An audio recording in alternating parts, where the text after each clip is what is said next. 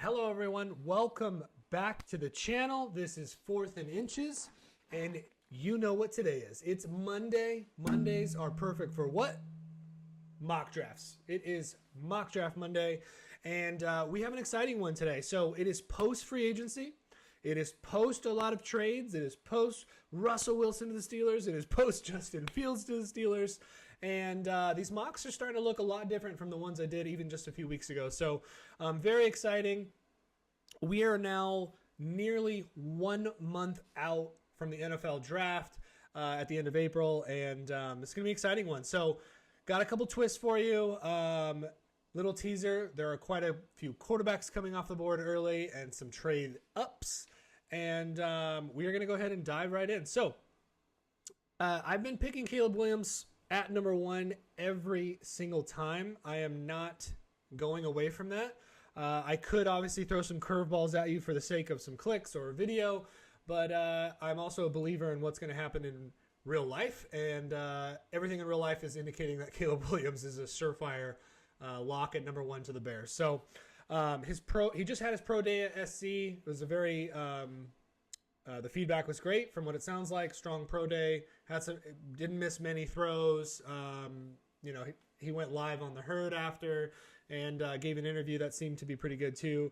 Keenan Allen showed up to his pro day. They already had a relationship apparently with him being in LA, but it looks like there's a lot of chemistry there already, a lot of positive things to look around Caleb Williams, and not the typical situation a rookie quarterback would come in at as the number 1 pick, but things are looking up, and he could be one of the few to find success right away. So not changing anything today, locking in Caleb Williams, the number 1 pick, and very excited to see him have his first year. Potentially where the draft really starts, pick number 2. I've been going a lot of Drake May here. I do think that's going to end up being how it plays out. However, for the sake of keeping me honest and throwing some different mocks your way, we are going to change it up. We are going to assume here that the Washington staff and the scouts there just maybe they get hung up on something, right? There's different dialogues around Drake May's accuracy, some of the things that he's going to need to progress and work through. He's getting Josh Allen comps. Well, guys, Josh Allen was not an accurate quarterback his first year, and he got better, and they developed him, and now he turned into the elite guy that he is, right? There's kind of some Will Levis comps, right? Huge arm strength, big guy, durable, but Will Levis has some other really gaping holes in his game, so different scenario. But we're going to change it up. We're going to go Jane Daniels here at number 2. Give them a dual threat quarterback. Guy can run, guy can pass, mature, and with the right scheme here and right development, could have immediate success in Washington. Not a bad offense overall, right? They got Terry McLaurin, veteran there. It's been there for a while. Jahan Dotson, first-round pick from 2 years ago. Just brought in Austin Eckler. I mean, there's a lot of reasons to think a quarterback here could find success early on. Moving on to the Patriots at 3. Now, this is an interesting one. We've heard a lot of takes where New England might not take a quarterback here, right? And the logic is how many early, heavy drafted, high draft capital quarterbacks have been taken to bad teams and bad situations and failed, right? Well, not news to anyone here. Obviously, Mac Jones wasn't the answer. Obviously, Bailey Zappi was not the answer. But the New England Patriots are a terrible team. Terrible offense last year. And they've made some improvements this offseason. But Ramondre Stevenson is not enough. And they're going to need a lot of help. So there have been some takes of, should they trade back? Should they take a wide receiver here and try to get a quarterback later? Or take some of these key offensive pieces for the future and take a quarterback next year and find somebody else to bridge. Well, I don't think Jacoby Brissett is the answer, guys. Obviously, he was signed in free agency, but the Patriots don't get many opportunities in their franchise history to pick at 3 because they're usually never bad enough to ever need to pick at 3. So this might be an opportunity where they take a quarterback, And we're going to stick and pick with Drake May here. give him their quarterback of the future, develop his weaknesses, improve his strengths, and hopefully get some more weapons around this guy. Now, fortunately, it's a stacked wide receiver class. The Patriots could take someone in the later rounds and continue to give him some more weapons. So this is interesting. This is where we're going to have our first trade. So you guys have been seeing it in some mocks. I love it. I'm going to do it here today as well. And it's involving the Minnesota Vikings. Okay, the Vikings are picking at 11 down here. They just moved in to the end of the first and acquired Houston's pick at 23, which Houston got via Cleveland from, I believe, the end of the Deshaun Watson deal. I think it was that third first in the year, or in that trade. So they have pick 23. They also have pick 11. They could batch these picks together, move up to 4, try to get their quarterback of the future, because they are in a little bit of a compressed situation. Now, they've lost some key pieces on defense, so that's going to be a tough scenario where even if they had a great offense and they did solve the quarterback need, is it going to be one of those years where they're losing games when they put up 30-plus points, but they still lost because it was a shootout and their defense couldn't stop anybody? So there are still some concerns around Minnesota, but I have them trading up here. I agree with it. Let me go ahead and find the Minnesota Vikings. Okay. So the Vikings would be moving up to Arizona's 4. They probably, they're moving from 11 to 4. So Arizona would be going back 7 spots. Are those 7 spots going to be expensive? Yes. But Minnesota also doesn't have a second round pick. So that's, why they had to do some different things to make this make sense. I'm not sure what they gave up to get this pick 23. But it would probably be both of these firsts. Could be a future third, something like that. If you remember the Trey Lance trade from a few years ago, San Francisco moved up, and he wasn't even the first quarterback off the board either, right? So it's a similar scenario, and that was a 3 first-round capital. Now, 3 first-round picks. But I believe the gap was also bigger, so they were moving up more than the 7 spots than they are here, as an example. So it could be something like this and a future third. There could be some later swaps in there as well. Maybe Detroit's 129 for their 138 and they get the move up a bit, things like that. But, Arizona's going to have a lot of picks here. So they're going to be in a great spot. I think something like this could get it done. We'll go ahead and push that through. So, Vikings are now on the clock. And they are going to go ahead and grab their QB of the future in J.J. McCarthy. Okay? You guys have been seeing this if you've been keeping up on the mock draft season. But J.J. is just climbing up. A lot of people think that it's more and more likely someone's going to move up and try to get him, right? Or if he was still available at, something like pick 6 to the Giants, would they take him, right? There's a lot more logic going into, do we draft a quarterback and sit him for a year, right? Take the Jordan Love, take the Pat Mahomes route where these people are finding a lot of success. Could we draft a J.J. McCarthy and he sit behind Sam Darnold and develop for a year? And then just not have that insurmountable pressure that most rookie quarterbacks get and unfairly, don't deserve at times.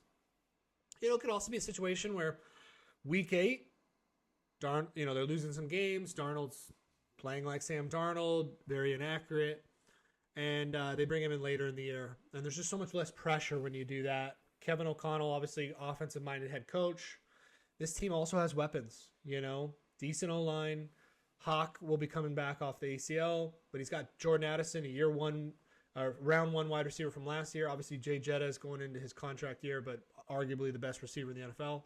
So, ideal situation. They did just bring in Aaron Jones at running back, but I could very likely see this happening. Doesn't mean he'll start day 1 for the year, and there's a lot of reason why that makes sense. And this is where it makes it very exciting. Okay, So the Chargers at 5. A lot of my previous mocks, Joe Alt still makes a ton of sense here. They're going to run the ball a ton. And that was before, however, all this stuff just happened in free agency. Okay, so they obviously released Mike Williams because they have cap issues. They need money. They don't decide to keep Austin Eckler. So they've lost Mike Williams. They've lost Austin Eckler, who has now signed with the Washington Commanders, and Mike Williams, who just signed the other day with the New York Jets. Love that signing, by the way. Think he'll find reasonable success there as the two opposite of Garrett Wilson. The surprise, however, was the trading of Keenan Allen. So they approached Keenan Allen. Hey, are you willing to take a cut? Pay cut? Am I willing to take a pay cut? If you saw the quote, coming off my best year of my career, no, I am not. I will not be taking a pay cut. So they traded him. Traded him for a 4th-round pick. I also saw comments that New England was in that dialogue for Keenan Allen, and they thought a 4th-round pick was too rich. I think that's a very silly mistake on their part. And the Bears getting their wide receiver 2 to pair in there with DJ Moore. Big upgrade to Darnell Mooney. Not that Mooney was bad, but Keenan Allen just gets open. Elite separator. Hit him in the middle of the field. Hit him in quick slants. Going to be a nice piece there for Caleb Williams. But point is, the Chargers have no one. As is right now, projecting to potentially be one of the worst offenses in the NFL, right? Who is Justin Herbert going to throw to? And I'm sure his pass attempts, they could be cut as low as in half from what they have been in previous years. They're going to run the ball. But now them picking at 5, and if it went quarterback, can they ever not take Marvin Harrison here? We've had neighbors go to them at 5 in some mocks, but I love this. In a world where this could happen from a fantasy perspective, from a dynasty fantasy perspective, if you had any question marks on, should Marvin Harrison Jr. be the 101 in rookie drafts? If he's going to Arizona or things like that where he's been mocked up plenty. Well, it would no longer be in question if Justin Herbert is slinging the rock to this guy. One of the best quarterbacks in the league, incredibly strong arm. I wish this guy had some more talent around him coming to this team, right? But Joshua Palmer, Quentin Johnson would be there. This is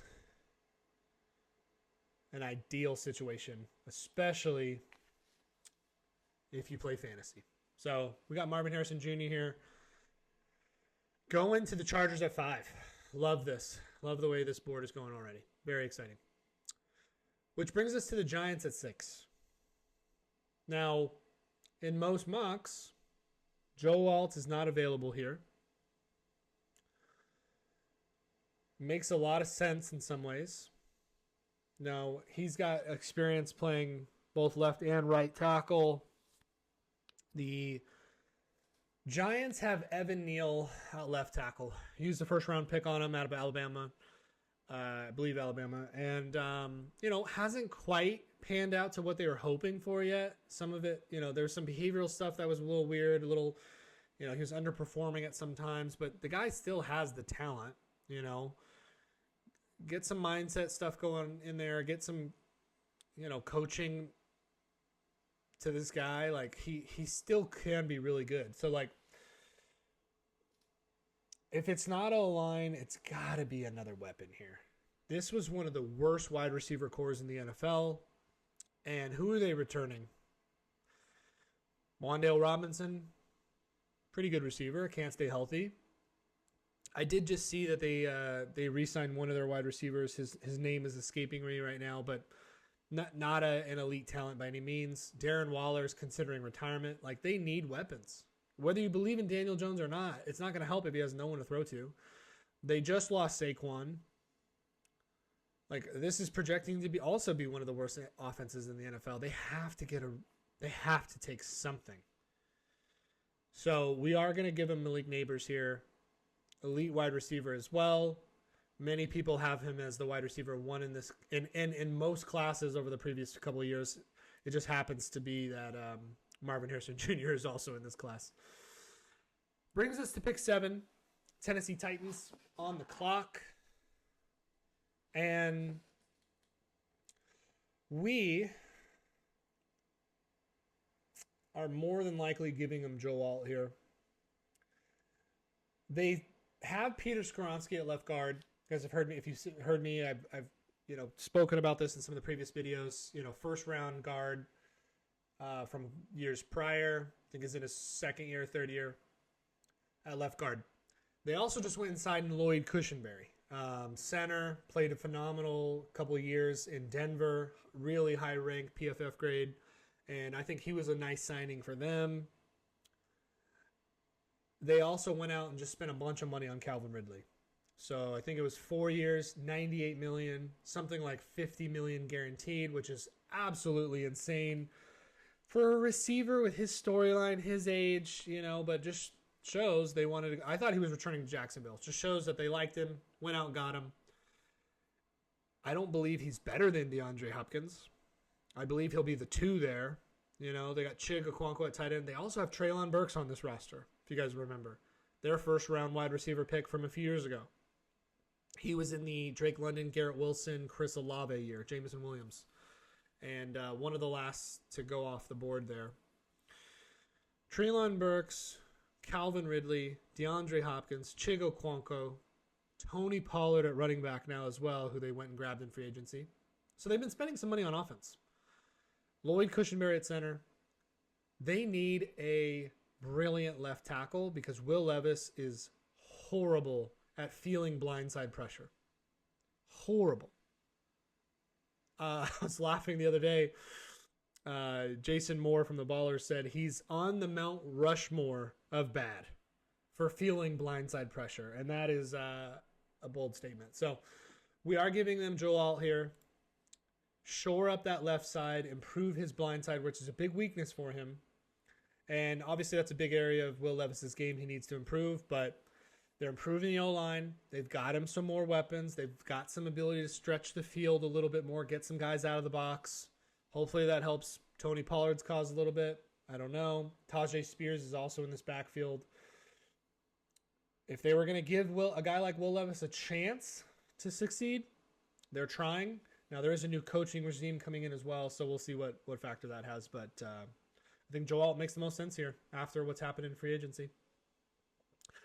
Moving on to pick 8, the Atlanta Falcons. Guys, the Atlanta Falcons are going to be good this year. If you're denying it, you need to stop. They're going to be good. They had a top 10 defense last year. Above average offensive line. One of the best guards in football, in Lindstrom. And a lot of weapons on offense, right? They had Kyle Pitts. They had Drake London. What they've had, and a good run game with great running backs. Al Jair was a very comparable running back. Like, very, he was a good talent out of BYU. They went and got Bijan, so now they're in a great spot. Kirk Cousins was the missing piece here. They sign him, they pay him a bunch of money, and this team is not going to be the same. So, very excited to watch them probably win their division this year. So, with that in mind, they also went out and signed Darnell Mooney, which I like. I like that signing a lot, by the way. Give him a pretty decent amount of money. They also trade for Rondale Moore. So they'll have another guy here in the slot. The real only piece they lost on offense was Johnny Smith, and he went and signed with Miami. But they need to use Kyle Pitts more effectively. New coaching regime in here. And a defensive-minded head coach with not a lot of needs on offense now. So Raheem Morris and the Falcons are almost certainly going defense here. And they need help in the D-line. They need help in the pass rush. And I think if we're here, they're going to go pass rush. Do you like Jared Verse? Do you like Dallas Turner? think if you just want to kind of add that bigger body that's going to bully people around a little bit, give a little bit of a personality to this defense, you go Jared Verse. You want an elite tactician, pass rusher, skill guy. Dallas Turner is obviously extremely talented. People have different takes on who they think's the best pass rusher in this class for a lot of different reasons, but people can take their preference based on what their team needs also. I'm going to go ahead and give him Jared Verse here and give this team some much needed improvement at pass rush. Which brings us to the Bears on the clock at 9. Now the Bears just went out and got Keenan Allen. So as much as let's give him a receiver here makes sense, and obviously this is them taking Caleb Williams at 1. Brock Bowers is not going to make any sense. They have Cole Kmet there. Very solid. I think someone like a Byron Murphy can be in play here.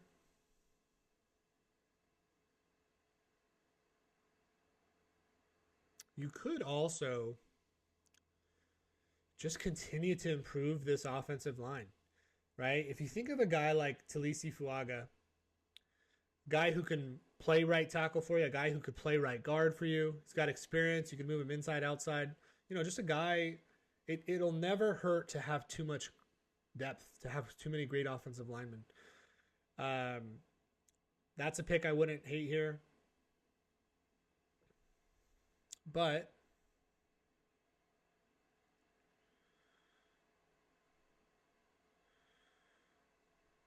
we are going to go ahead and go pass rush here. Chicago Bears had one of the worst hit rates, pass rush rates, sack rates in the entire NFL. Even with the addition of Montez Sweat, the team's pass rush was not very good. So I think we're going to go back-to-back rushers here, and they are going to select Dallas Turner at pick 9 and try to get Caleb Williams the ball back a couple times. See if they can get some 3-and-outs, some sacks, some turnovers, and get them the ball back. Which brings us to the Jets at 10. Now, I've been going offensive line here a lot. They've had some changes in free agency, right? If we look at the Jets for a second, they added Tyron Smith, who was a free agent from the Dallas Cowboys. Now, is he a bit older? Yes. Is he still going to be a fairly good addition and be a big help to this team? Yeah, he is. They released Laken Tomlinson as well.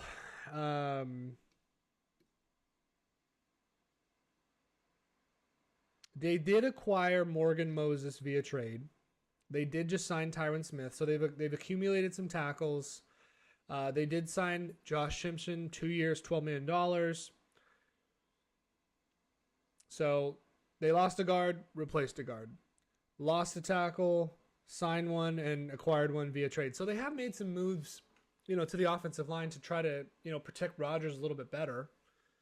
And I do believe offensive line will be in play here at 10. I've been going there a lot. However, want to keep it interesting, want to change it up. And some of these other options are within the realm of possibilities. So do they need safety help? Do they need defensive line help? Yes, they do. But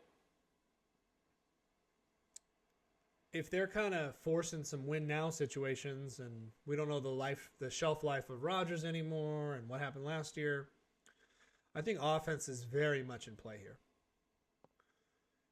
I don't think it's going to be Rome Odunze as much just because they just went out and got Mike Williams. Now, they could always get more receivers, but Garrett Wilson's obviously an elite talent on the other side, drafted at like 10 or 11 years ago. But they brought in Mike Williams. I really like that signing. Now, they only have Tyler Conklin at tight end now. I know C.J. Uzomah was released. Brock Bowers is interesting here. He's interesting. They put him in the slot. Obviously, he can block too, but I like this. I could see it happening. And if he doesn't go here, he'll fall down the board a bit, but why not? We've seen Rodgers have a lot of success with tight ends in previous years, and another weapon for this offense, go along with Breece Hall at running back in a very competitive division where they're going to need to score points, and they have a great young defense. they're going to go ahead and select Brock Bowers here. And that will probably lead him to climbing further up the board in Dynasty or redraft fantasy drafts. You know, in Dynasty rookie drafts right now, he's going mid to late 1. This will probably push him into a solid mid. He could go, if he goes to the Jets, he could be somewhere around 5, 6, 7 in rookie drafts, for sure. Now, Arizona Cardinals are on the clock. They moved back from 4 to 11. Obviously, wide receiver is a huge need for them. Neighbors and MHJ off the board. But if they make this move and accumulate an additional first, an additional next round, or pick for next year, third round pick, they would be happy. Because one of the guys they would really like having is still on the board here at 11 in Rome Odunze, and a wide receiver needy team. They lost Hollywood Brown to free agency, just signed with the Chiefs. Obviously, DeAndre Hopkins was traded the year prior, or released and signed. And who do they have on offense for Kyler Murray to throw to? They just traded Rondale Moore to the Falcons. So they have literally Trey McBride, very capable, solid tight end. Arguably tight end 3 in Dynasty now, tight end 4 in Dynasty. Only behind Laporta, Andrews, Hawkinson, most likely. See where Bowers fits into that based on landing spot. However, outside of that, they have Michael Wilson, rookie from last year. They do not have good weapons, so they are going to need to take a receiver here. And if Rome Odunze is on the board at 11, I think they take him. If the big 3, meaning Odunze, Neighbors, MHJ, are off the board in this situation, then they might go best player versus need, right? It could be Byron Murphy here. It could be a corner here in Cooper DeJean, Quinyon Mitchell. Like, those are both big needs for the team. So if Rome was not available here, I think almost certainly they're going top defensive need. But because he's here and he made it to 11 with the way the board fell, and with obviously the changes in free agency that would allow him to fall here, we're going to take Rome Odunze at 11 and give Kyler Murray his new wide receiver 1. Denver on the clock at 12, and they need a quarterback, guys. Now, it sucks because Minnesota just traded up, and the top 4 QB prospects are off the board. Do we feel comfortable taking a Bo Nix at 12? It feels early. You know, if Denver had an opportunity to trade back, I think they would, right? If this is how it played out. If Denver could trade back to, 17, 18, 19, 20 or later, I think they would, but it also would be, what's the situation that someone's moving up for, right? With most of the time they're moving up for quarterbacks, but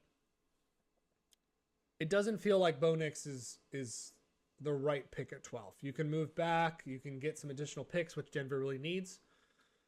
But if they don't trade back, it's high risk now, right? Russell Wilson is gone. They have Jarrett Stidham.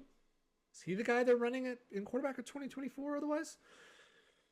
Because they don't have a second round pick. So they can't take best player here and then try to get a Michael Penix or somebody else in the round 2 because they don't have a round 2.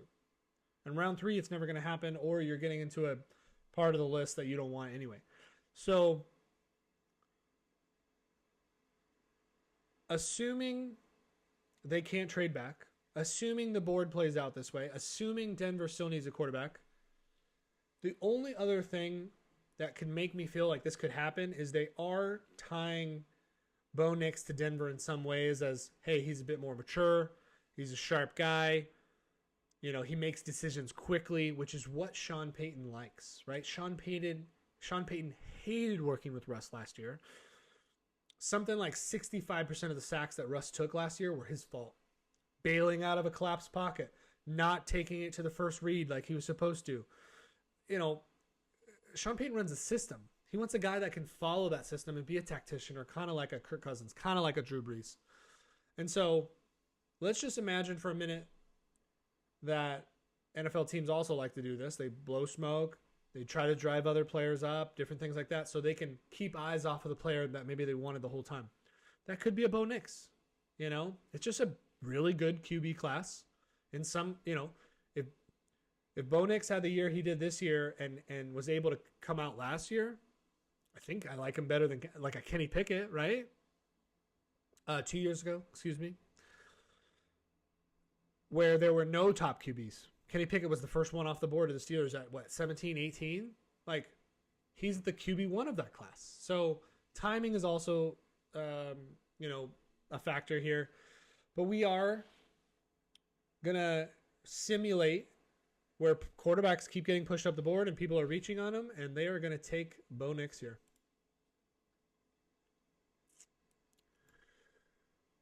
Which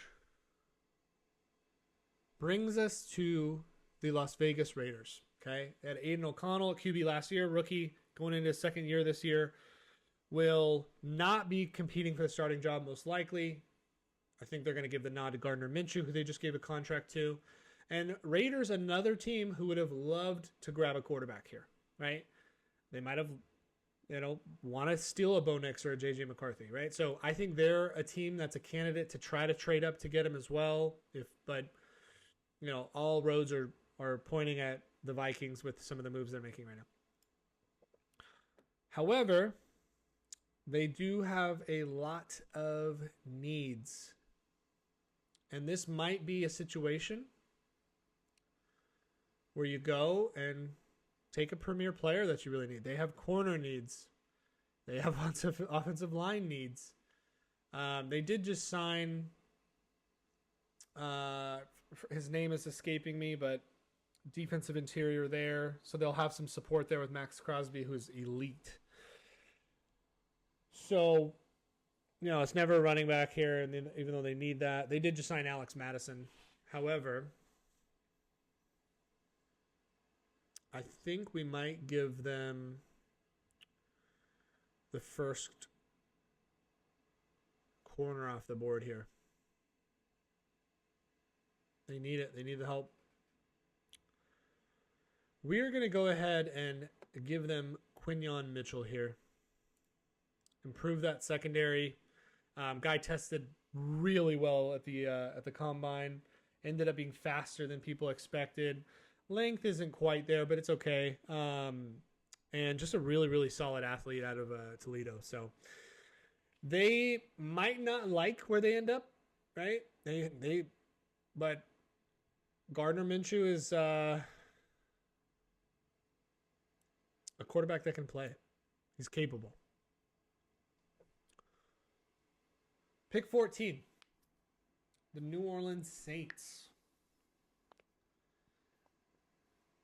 They would love a world where one of those wide receivers falls to them, right? If an Adunze was ever available at 14, they're smashing accept, right? They're that card is in instantly when their clock starts because they need help there too. Michael Thomas is no longer on this team. They do have Rashid Shaheed, field stretcher, you know, feels like Derek Carr every other play, just hits him on a 9-ball. And obviously Chris Olave is their bona fide wide receiver 1. But this team needs offensive help as well. They're pretty set at running back. But this is going to be, I think this could be quite low to reach on a receiver here. They need a lot of defensive line help.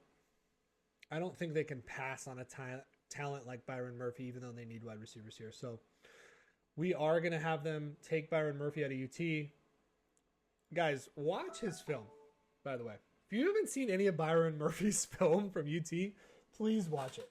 The guy is just a game wrecker. Just, even in the pass rush, too. Like, just blowing up. It's just like collapse pocket, collapse pocket, collapse pocket, quarterback bailing out, quarterback rolls out to the right. He's chasing him.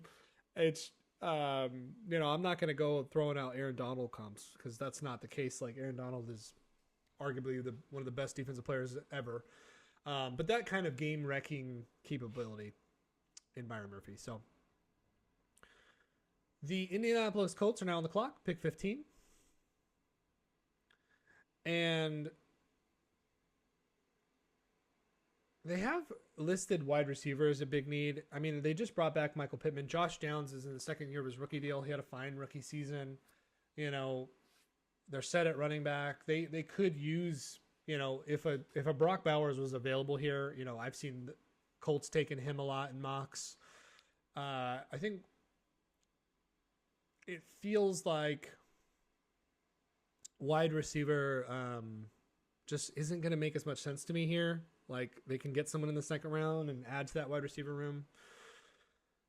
And defensive back is a need. You know, I really like Cooper DeJean here. He's a guy that he's played some safety. He can bounce around a little bit. He's gotten experience in the slot as well. And can be a very valuable piece to this defense. I think Nate Wiggins is in play as well. Didn't have as great as a comment as we had hoped. Pretty long, though. Very long arms.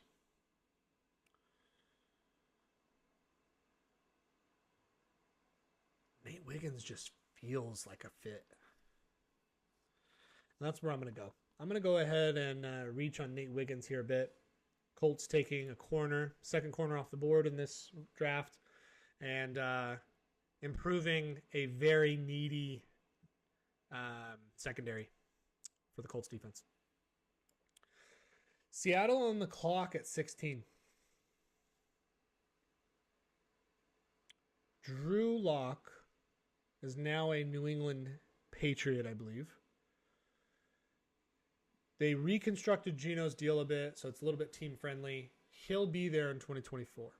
They have zero money tied up in him, zero guaranteed money in 2025. So it's another one of those situations where, hey, do we want to bring in a quarterback and take the Jordan Love, take the Pat Mahomes approach where we can sit them intentionally, develop them? There's a lot of ties to Michael Penix here. Do I think he could go as early as 16? If this many quarterbacks are coming off the board and they don't think they can get him in the second round, yeah, potentially. You know, they do have Denver's second round pick this year, I believe, as well. But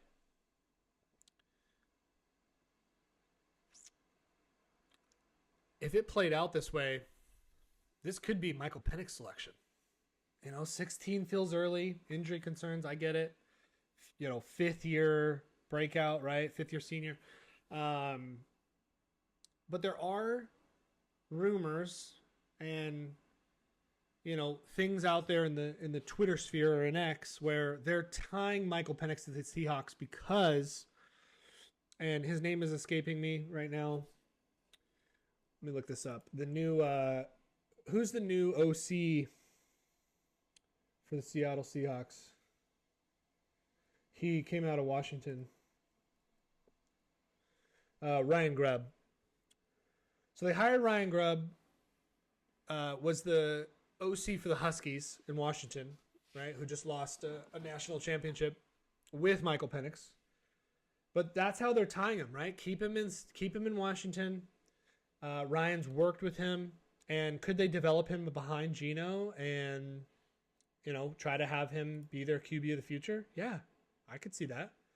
I don't know if I love it at 16, but they're getting worried. Quarterbacks are being pushed up the board. There's other teams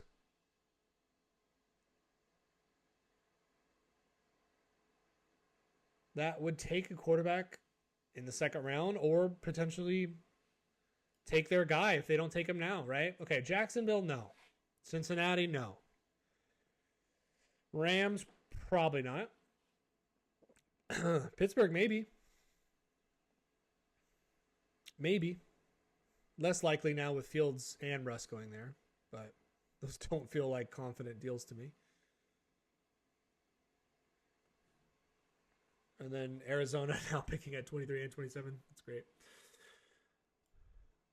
I'm going to do it. It's a bit of a reach, I know. They could, you know, get him in the second round.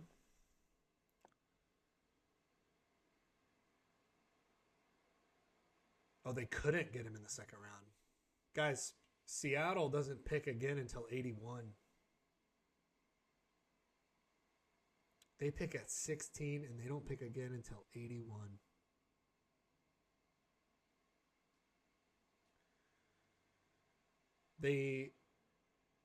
I don't believe signed. I know that Drew Lock is not there.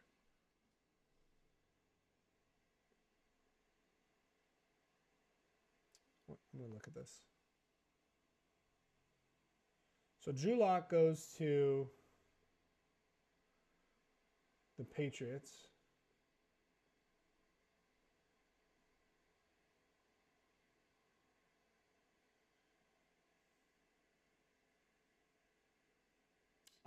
They acquired Sam Howell. That's what it was. That's what I'm missing, guys. Sorry you had to sit here and listen to that. They acquired Sam Howell from Washington. And maybe they believe in him. Penix is not going to go at 16 then, if that's the case. He's not. They re-signed Noah Fant. Re-signed Leonard Williams, defensive interior. Signed Artie Burns to a one-year deal corner. Center Nick Harris, tackle and George Fant. Darrell Taylor, edge rusher. Tyrell Dodson, linebacker. Nothing too crazy for the Seahawks, but the Sam Howell one is interesting. Second year, no, maybe third year. Going to his third year. So we're not gonna get crazy here and pull the trigger on Michael Penix.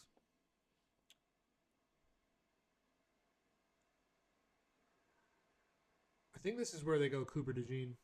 They need safety help. He's got experience there. He can bounce around a little bit. And coming out of Iowa, this would make sense to me as well. Too early for a guard or a center to be taken. I think Jackson Powers Johnson could be in play here. Has experience playing both center and guard.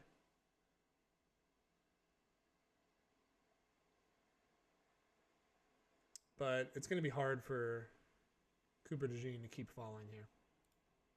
So we're going to improve that secondary. All right. Speeding it up here a little bit for you guys.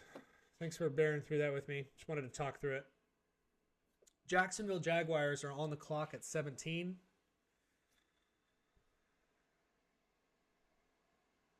They don't have it listed here, but wide receiver is a bigger need now than we're realizing, right? They have Christian Kirk. They have Evan Ingram. But they just lost Calvin Ridley, right? I thought he was going to be returning to Jacksonville. He just took that big contract to Tennessee, as I said earlier.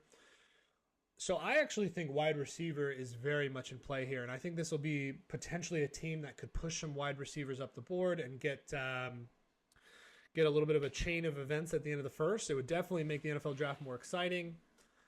So in support of manifesting that, I am going to have them pull the trigger on a wide receiver here. Need somebody in there as well. Give another weapon to Trevor Lawrence, especially after losing Ridley, because they need to kind of replace that.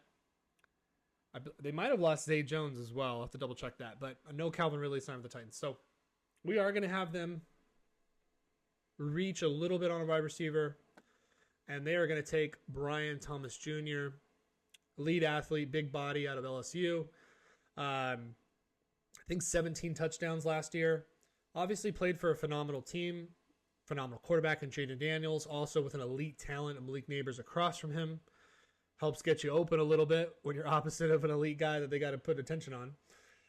You know, the only hope here is that this isn't like a Terrace Marshall situation, right? Where Joe Burrow was an elite quarterback, Jay Jetta on one side, and that when you have somebody that's demanding attention from the defense and you have a great quarterback that can get you the ball because you're now open a little bit more, it can inflate your numbers a bit. And Terrace Marshall Jr. had a season like that at LSU. So that's the only negative comp I've heard as far as how that could play out, and especially from a fantasy perspective. But otherwise, Brian Thomas Jr. here playing with Trevor Lawrence, also a very good quarterback, so I like it. Bengals on the clock at 18. They have tight end as a need here, but they did just sign Mike Gesicki in free agency. One thing about Mike Gesicki is he's arguably more of a receiver at times than he is even a tight end. He can block. He's okay, but I think historically he's been in the slot like 60+% of his snaps, right? And hopefully they use him the same way. I would love that with Burrow. But offensive line, definitely still a need here. Protecting Joe Burrow. And, I think a guy like Talisi Fuaga could be in play here. A guy who can move into guard and help out when needed. A Troy Fatanu is probably actually that probably makes less sense because they have, I think, Orlando Brown at left tackle right now. So, really I think it could be someone like a J.C. Latham, who's got a lot of experience playing right tackle, and that's who we're going to take here. We're going to take a J.C. Latham, absolute stud, big-bodied. Let's see where he's at. First look, 6'6", 335. I believe at the combine he weighed in even heavier than that. I think it was in the 340s. But really good combo blocker, can work in zone, can move people, and can also pass protect really, really well. So I like that pick. Something the Bengals definitely need. They were able to bring in, again, Mike Gesicki at tight end. They were able to bring back, as of right now, T. Higgins on the franchise tag. So with still them having some great weapons, let's go ahead and shore up that offensive line and try to keep Joe Burrow a little more healthy. Now, the Rams are interesting. The Rams are interesting because of their free agency and some of the changes we made, right? So they released their center, Brian Allen. They did re-sign DeMarcus Robinson, wide receiver, 1-year deal, $4 million. Not incredibly crucial there, but they re-signed their guard, Kevin Dotson. Very good guard, 3 years, $48 million. They also signed guard Jonah Jackson, 3 years, $51 million. And, what that shows me is, like, we're not going to let anybody get to Matthew Stafford. We need to keep him healthy. The window is closing. Obviously, he's getting older, and they're trying to win another Super Bowl. And that team was better last year than it was supposed to be, or at least better than everybody thought it was going to be. So, they have tackle listed as a need here. I think I like a couple different options. I think a Jackson Powers Johnson is in play here. Center is still a need.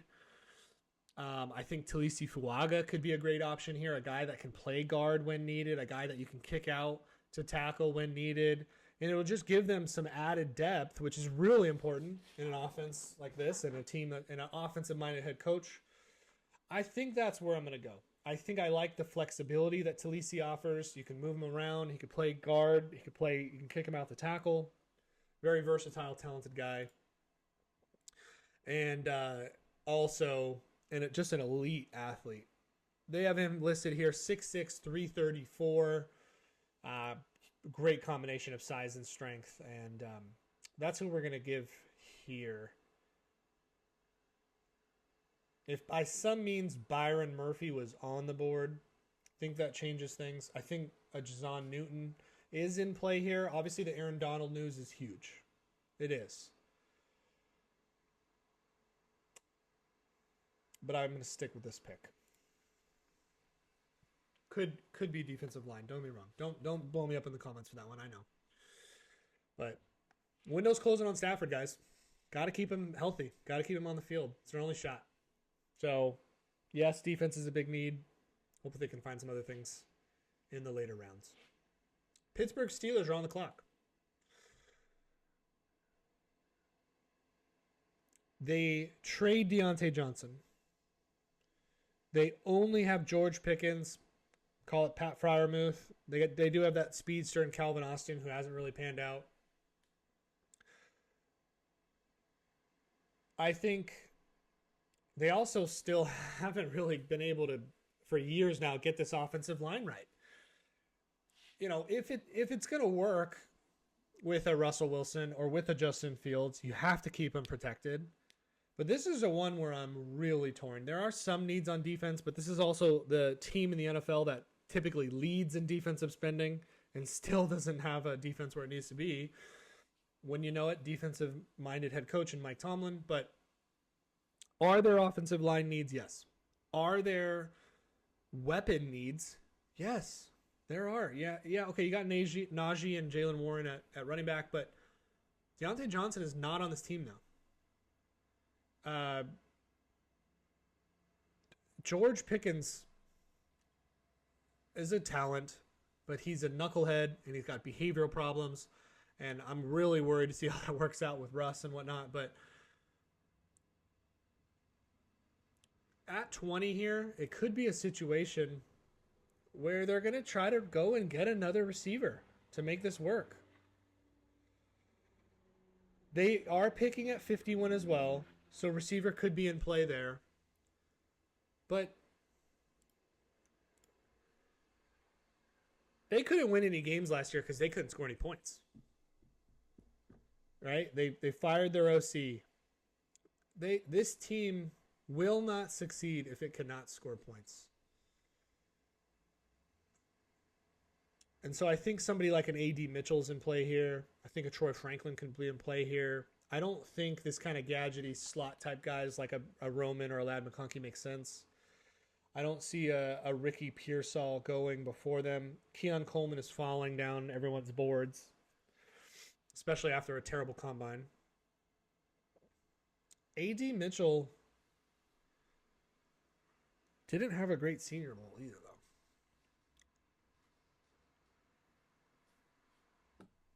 They got Broderick Jones at right tackle. They drafted him last year. Had a great season.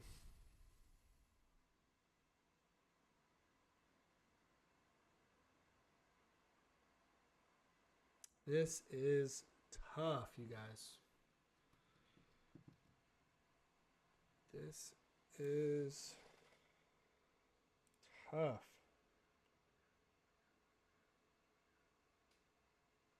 I'm doing it. I'm doing it for this reason. I'm going to take a receiver here. I'm doing it for this reason because, well, they really need one, obviously, and all the reasons I just said. But one thing Pittsburgh has done well over the years is draft and develop wide receivers. We have had so many great ones come out of Pittsburgh, have a good career there, move on somewhere else, succeed, or fizzle out. But they pick them well and develop them well. And they need another one right now. So I'm going to go ahead and give them A.D. Mitchell. Feels very early, but I'm going to do it anyway. Change it up today. And hopefully we have some fireworks come draft day. Miami Dolphins on the clock at 21. It could be O-line here, but I think they Christian Wilkinson, I believe, lost in free agency, lost some other pieces on defense. And I think Jason Newton is a big need here. I think he'll come in. I think they'll like the value at 21. Obviously, Byron Murphy is most people's number one, but we are going to stick and pick defensive interior here, which is now a big need for this Dolphins defense. They have tight end listed there, but they did just acquire Jonnu Smith in free agency. And I think Mike McDaniel, being the genius he is, will utilize him in some creative ways. We even saw some like tight end sweeps with Arthur Smith, which was odd. And, some big plays that Jonnu Smith had fabricated for him that we wouldn't have expected. So actually excited to see what will happen there. Eagles on the clock at 22. Don't understand why wide receiver would be a priority here. Linebacker, defensive back. Makes a ton more sense to me.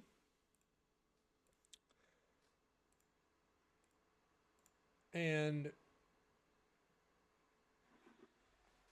this defense really regressed at the end of last year. And the secondary was abysmal. I think this is where they're going to go one of these top three guys here. I think there's a case that can be made for Tyler Nubin at safety. Obviously, they had acquired Kevin Byard at the end of last year, and he's now signed with the Bears, I believe. I think a Terrion Arnold or a Kool-Aid McKinstry is really in play here. Kool-Aid, I heard, had an excellent pro day. I got to look into that a little bit more. I saw some clips on X and his 40 time, things like that. I think either of these guys are in play. I'm going to go ahead and change it up. Terrion's been going above Kool-Aid a lot, but they did just go and get Let me get his name. He was on their team, went to the Lions, came back.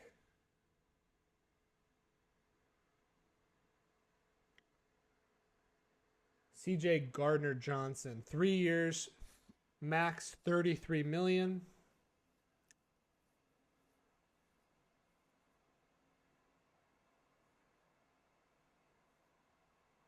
Jason Kelsey did retire as well. I'm actually not sure why they didn't show that as a need. They extended guard Landon Dickerson. Fletcher Cox did retire, but Jason Newton just came off the board.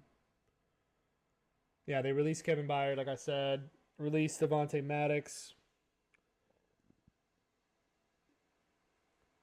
Added some O-line depth. They signed guard Matt Hennessy. They signed Bryce Huff and Zach Bond. Obviously, they just got Barkley. They did just add wide receiver Devontae Parker as well. 1 year, I think $4.6 million. And then Kenny Pickett will be Jalen Hurts' new backup. So because they were able to go and get CJ Gardner-Johnson back, I think this is going to be just a sure corner because he can play some safety. So we're going to change it up and go Kool-Aid here and try to improve that secondary. All right. Arizona, now picking at 23 and 27. They were able to get Odunze at 11, which in real life, if that happened, they would love it. Otherwise, they have some defensive needs that are pretty significant. They also could continue to improve the offensive line. If I quickly take a look at the Arizona Cardinals, they have had some signings. They didn't lose a ton of players. I think they only released DJ Humphries, tackle, so that is important, but they went out and got Jonah Williams. So he's got a 2-year, $30 million deal. So there was some help there. They did acquire Desmond Ridder in that trade with Rondale Moore and some pick swaps, things like that with Atlanta. So, they added Mac Wilson, a 3-year deal. Linebacker. They added Justin Jones, 3-year deal. They added Bilal Nichols. Quite a bit of spend there, too. 3 years, $30 million. 3 years, $20 million. They did go and get Sean Murphy Bunting, 3 years, $25.5. Had quite a bit more defensive spending. Corner still a need here, though. So So they also pick at 35, where they could go get a receiver. 23, 27, 35. This would be such a good scenario for Arizona's rebuild, honestly. They could go corner here. They could go offensive line here and do the same at 27. Take a receiver in the second round.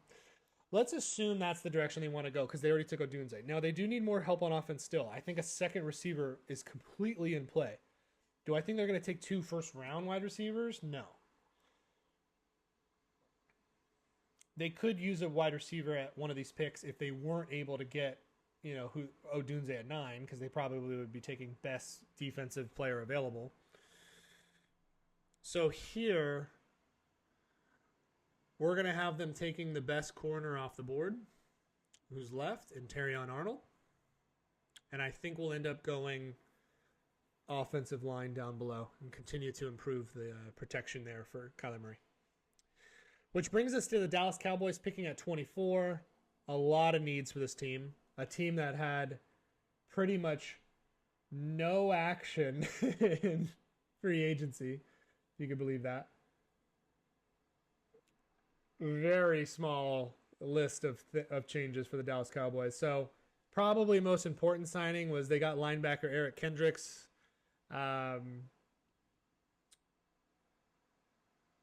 They did re-sign Jordan Lewis. They did re-sign C.J. Goodwin, both corners.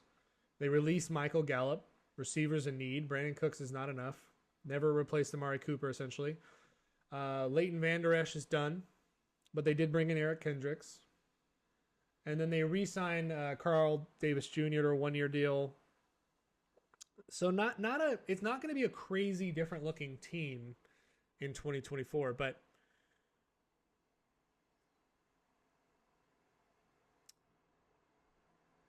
they did lose Tyron Smith, though, their left tackle. And he went and signed with the Jets to protect Aaron Rodgers. So I think tackle is going to be in play here. And I think we're going to go Olu Fashanu.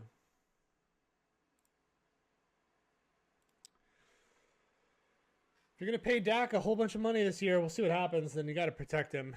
And losing Tyron Smith's not going to help. So listed as 6'6", 319. Probably will come in a little heavier than that.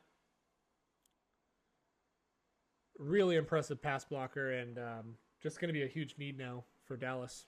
Dallas is an interesting candidate here to be a team that's just going to regress.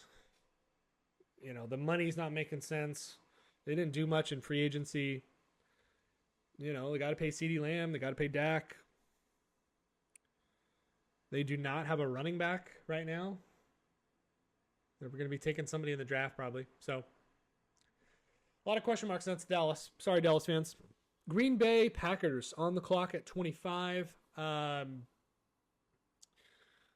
Wish some of the secondary options were still here. I mean, that was a big need for this team. You know, offensive line could still be improved. Jackson Powers Johnson on the board here has played guard as well. But defensive interior and safety.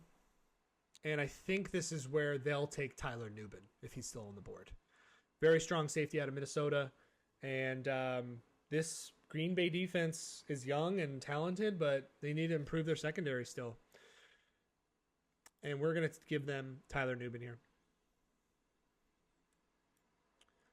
Tampa Bay Buccaneers picking at 26. Bringing back most of the same offense. They were able to retain Mike Evans. Chris Godwin's still under contract. Rashad White's on his rookie deal. They just gave Baker that big 4-year, $50 million extension. Or however many million. So they do need guard and center help. So Jackson Powers Johnson is in play here. But they lost a lot of pieces on defense.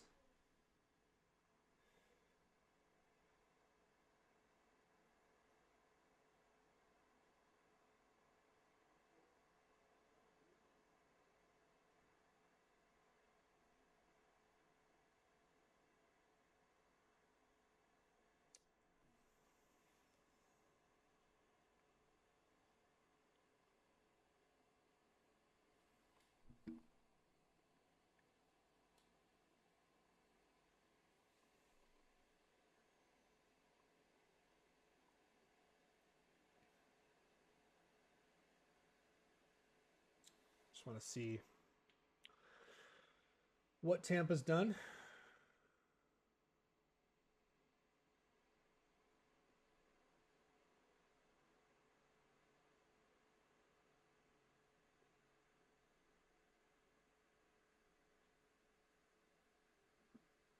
There we go.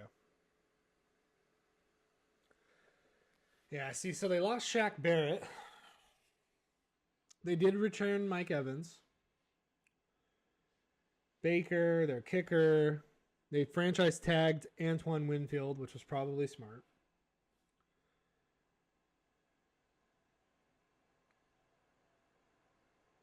They did sign a couple offensive line pieces. They did get Bryce Hall to a 1-year deal, a corner. Oh, they were able to re-sign Levante David. So, biggest hit is losing Shaq Barrett for sure in the pass rush. And kind of that edge presence, right? So, you know, a Peyton Wilson could make sense. I actually think this is where we're going to stop seeing Leatu Latu fall. And they're going to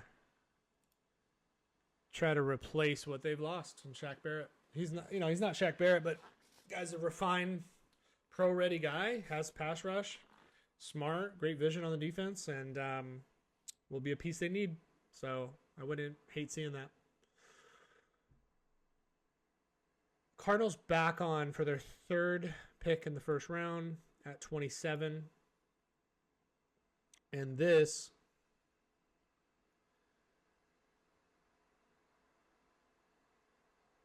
is where, assuming they take another wide receiver with their second round pick.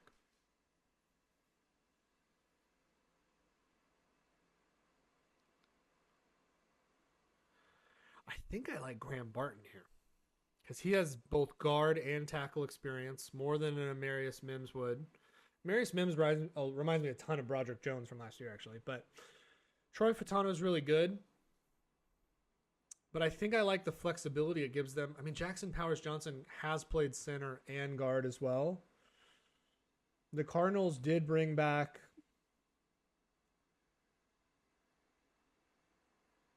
they extended Keith Ismail at center. He's okay. They did lose DJ Humphries, but they signed Jonah Williams. So I think I like Jackson Powers here. You can use him at center if you need. You know, if Keith's playing well, then he can play guard. That's what I'm going to do. We're going to improve that O-line here. Buffalo Bills on the clock. Yep, I'm with you guys. You're already thinking it. It would be electric. It would be exciting for the draft as well, but they need wide receiver help. They lost Gabe Davis. Field stretching presence. Kind of regressed at the end. Stephon Diggs might be declining, but he's obviously their wide receiver one. And then one thing I did like is they went out and got Curtis Samuel. So, you know, he'll be an upgrade from a Deontay Hardy. You know, we saw how Washington used him effectively. Kind of that gadgety type guy, can play in the slot. And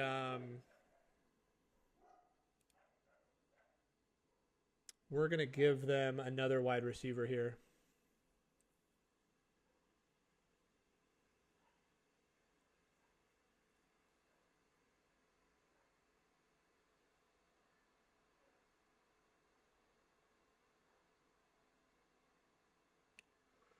They have him a bit lower down, but I actually like... And he would be the second UT receiver here, but I could see this making a lot of sense. And Deontay Hardy was also their punt returner, so Xavier Worthy can fill a couple needs here. I'm going to give him a Xavier Worthy because I think it would be exciting and electric. And he can could play in a different way than like Curtis Samuel would. We're not filling the same role there. He's got different skill sets and can also stretch the field too.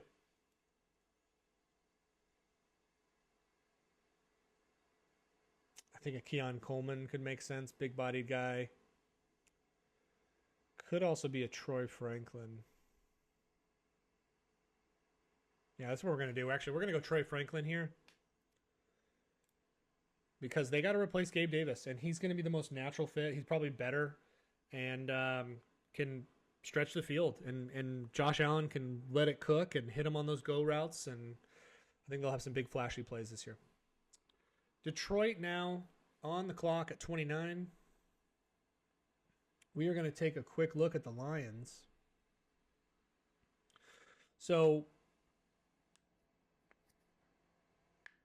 they acquired Carlton Davis III via trade, corner. They did re-sign Emmanuel Mosley to a one-year deal. They were able to retain Graham Glasgow, so he got a 3-year, $20 million deal worth every penny. So it was nice to see them be able to keep him. They are re-signing guard Dan Skipper. So their O-line will still be solid. It absolutely will. A lot of signings and re-signings. Detroit didn't lose a ton.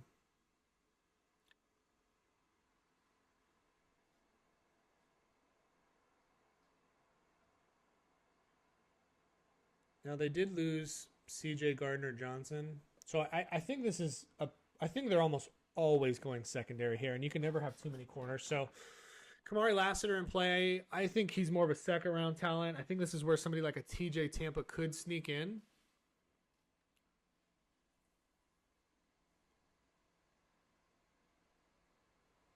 Yeah, we're gonna go T.J. Tampa here.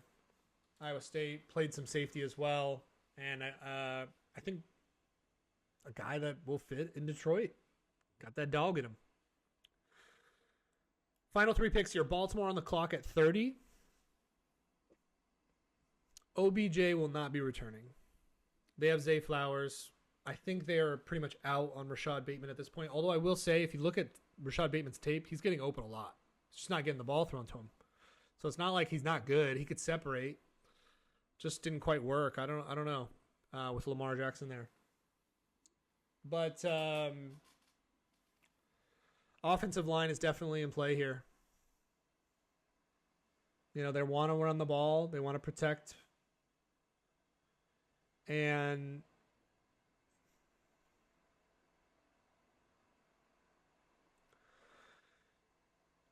yeah, they released Odell. They signed Derrick Henry. They re-signed Malik Harrison at linebacker, too. They did re-sign Justin Matabuke to a monster deal for defensive interior. They did re-sign Nelson Aguilar to a one-year deal, but that's just not it. I think this is going to be almost certainly O-line or wide receiver. Fatanu is a first-round talent. I don't see a world where he doesn't go in the first.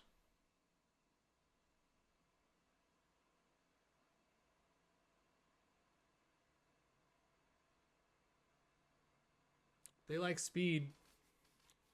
They like speed. This could make sense. We're going to do it. We're going to take an Xavier Worthy here to the Baltimore Ravens at the end of the first. And put some speed on that offense. San Francisco 49ers picking at 31. And they are almost certainly going to go offensive line here with the corners that are still available on the board. I think that just makes more sense. Now, they did re-sign Colton McKivitz, one-year deal. But other than that, they didn't do anything on the offensive line. They did actually guard John Feliciano, one-year deal as well. But they're returning almost the exact same team. They did have to release Eric Armstead, unfortunately, so that was a hit. But there's not pass rush here like they need. Chris Broswell maybe in play. Braden Fisk.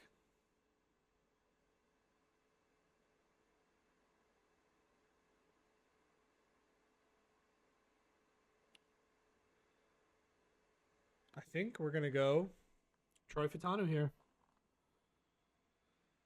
This is Troy Fatanu falling anyway. I almost certainly don't think he makes it to here. Prove that O-line, San Francisco. Try to run it back. Try to get to the Super Bowl. Which brings us to the defending two-time Super Bowl champions. I'm a Denver fan, so this is painful to say. Kansas City, good job. But we're going to finish this fun, guys. As much as I think some of these guys are in play here,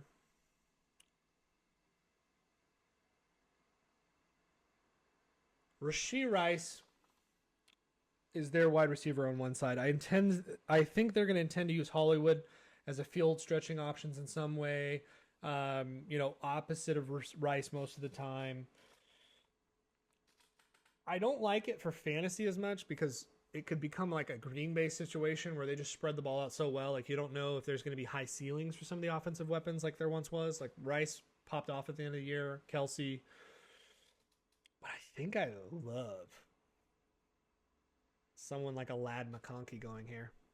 And pick 32 is not too crazy. Like he could go here. Had an excellent pro day. Had an excellent draft. Combine, excuse me. Someone like a Ricky Pearsall could be in play.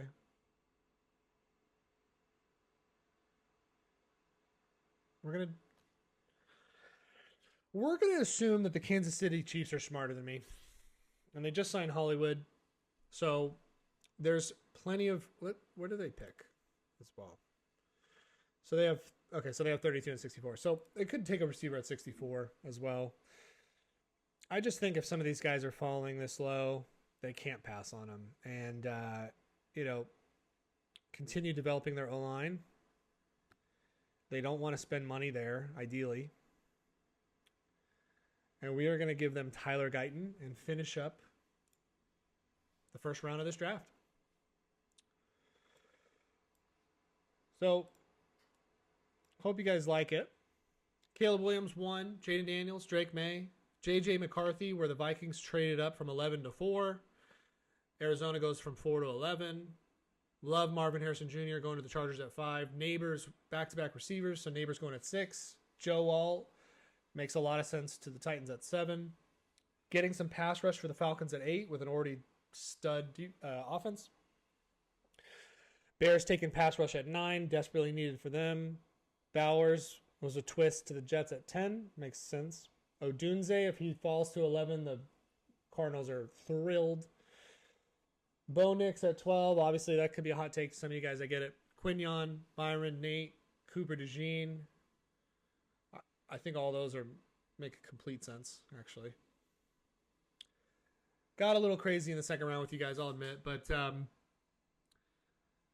let me know what you guys think. I went a little crazy in this one, I'll admit. There's a couple of ones that were a little out there. But, I played it pretty safe in a few of the last mocks. So got a little crazy with this one. Let me know what you guys think, Obviously, some of these picks won't happen, obviously, but it's a way to also conceptually think about it, guys. Helps us get better at it. Helps us get better at this craft and understanding why teams do what they do and how they think. And I hope you guys enjoyed it.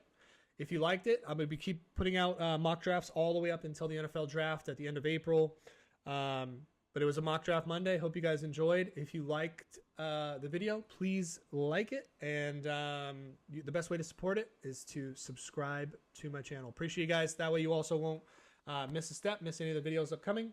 Appreciate it. Take care, and have a great rest of your weeks.